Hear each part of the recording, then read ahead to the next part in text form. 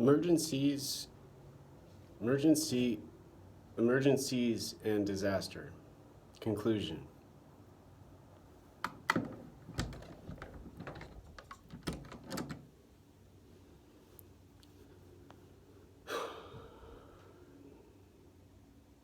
Body works with the brain and mind. Body works mostly with the brain. Mind, there's a lot of work to do to have a strong mind. So if it's an emergency and disaster and there's no mind, then the brain and the body need to work with each other.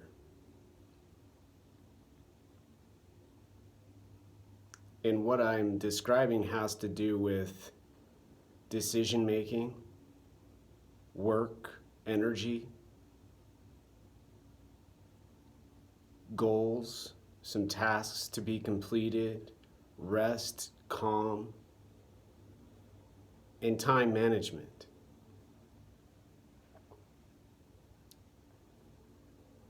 Habits, reward system can have a boost from natural occurrences like disaster and emergency. And then the outlook for the economy, the outlook for world doesn't have as bleak and dark and sad of a possibility. It doesn't appear in the brain as so confusing. The reward system, the stimulus, they're a part of the brain and body. The body gets the benefit too.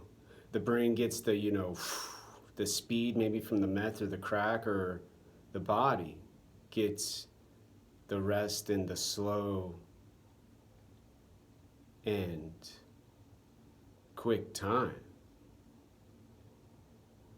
from the heroin, the fentanyl, the weed, and the tobacco,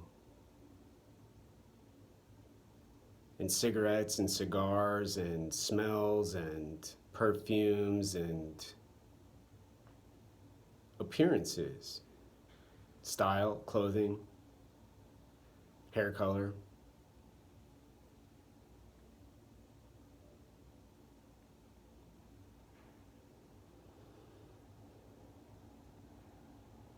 Have emotional benefit, have emotional negativity. Negativity causing, reliance. There's some, there's some hormones involved, there's some serotonin, some dopamine, then they get to be a choice made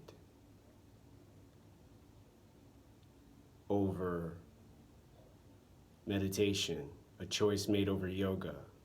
Both practices a human can do in their home. Push-ups, sit-ups, watching a movie.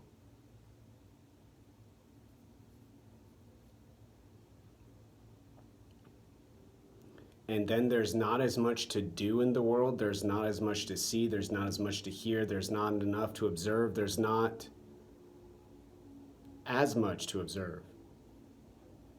The brain has better thinking, better thought, and more clear and more concise decision making.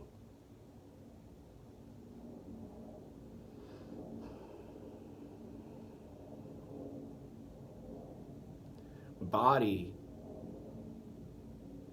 has energy ready. Body doesn't have intensity, doesn't have anger, doesn't have violence. And brain and mind don't have to work to figure out what to do with the body as if it's some sort of other entity attached to the brain and mind. And why so many people like to really talk to people like they are getting their body to stop having an emotion and stop behaving, and disregarding the brain and the mind working with the body, maybe to solve a problem they're working on. Make a decision that's not as obvious from an observer as clear with the mind to help the brain and body.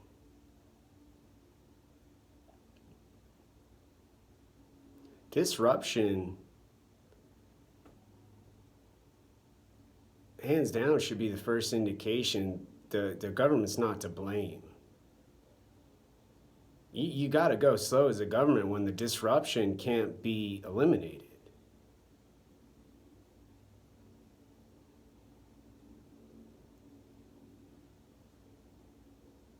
You can't disrupt and demand. You can't say on the news, well, you suck, you're horrible, and take away some energy with the brain, body, and mind. And then demand more response, more for them to do, because it's what I'm doing right now. There's just so much a person has to think about, make a decision about, and figure out what their body can do with behavior,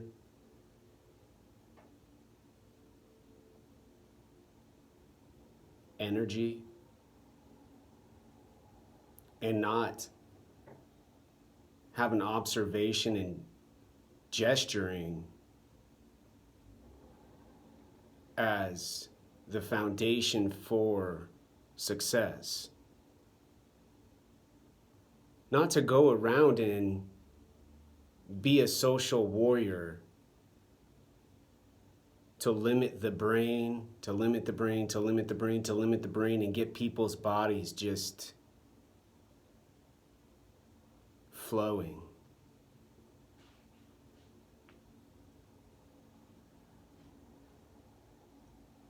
In some language I've heard, it's called draconian.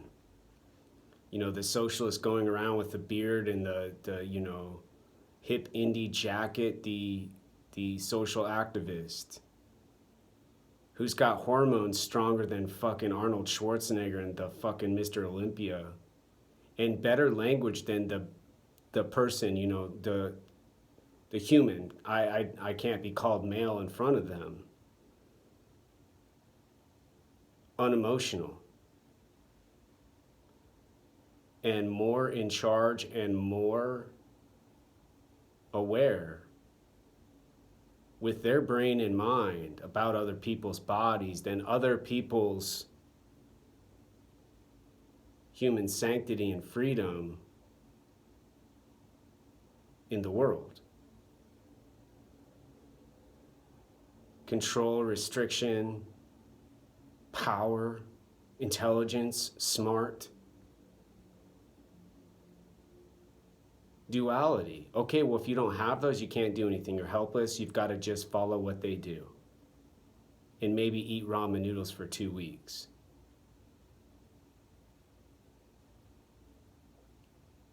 And then they meet a person like me who says, Om Mani Padme Hum, and have Gandhi tattoos on my arm, ready to set myself on fire in the middle of 3rd Avenue and Pine Street. In a piece of tin foil, self-contained, so they can smell me when they kill me and make me die because they want to strangle my life and take away my freedom.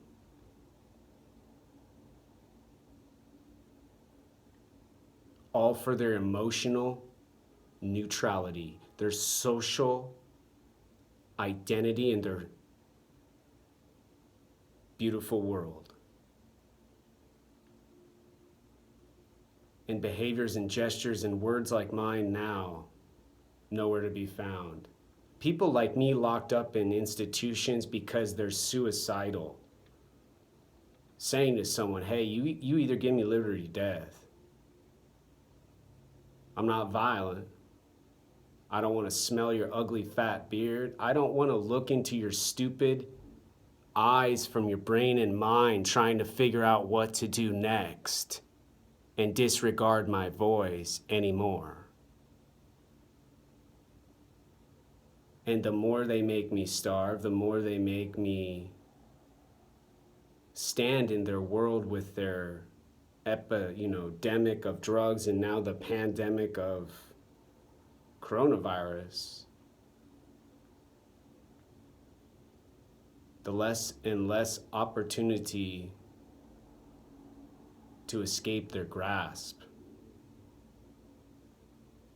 to escape their brain and mind and their powerful body with its strength and its style and its grace.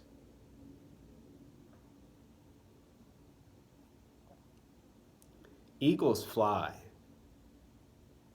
Eagles soar. The United States Army, the United States Central Intelligence Agency, Jesus, didn't put up a weed easy sign, get some friends on Facebook and Twitter and the internet and engineer world. They're still working. The government's still working. The eagles are still flying and soaring. But Jesus got killed. Other people like Jesus, Mahatma Gandhi, Dr. Martin Luther King, who didn't go up to people and say what needed to get done. They helped them learn how to be successful. Brain, body, mind.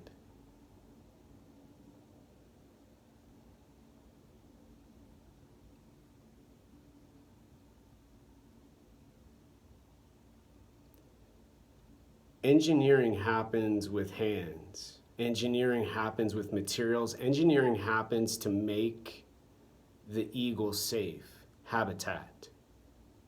Social engineering with the brain and the mind, and then technology people have used their hands to do,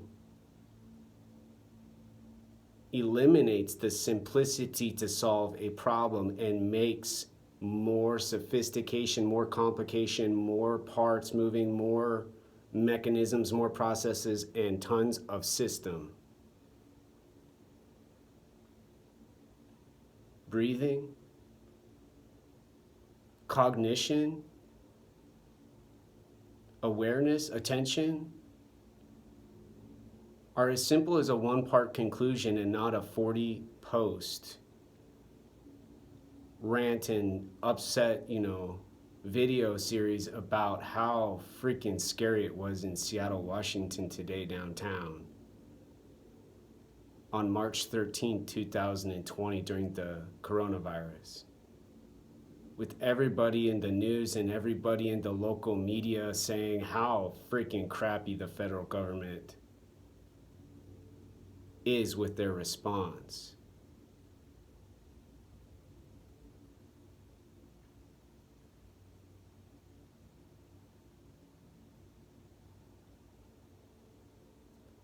But staying neutral. It is what it is, as they say in Ohio, and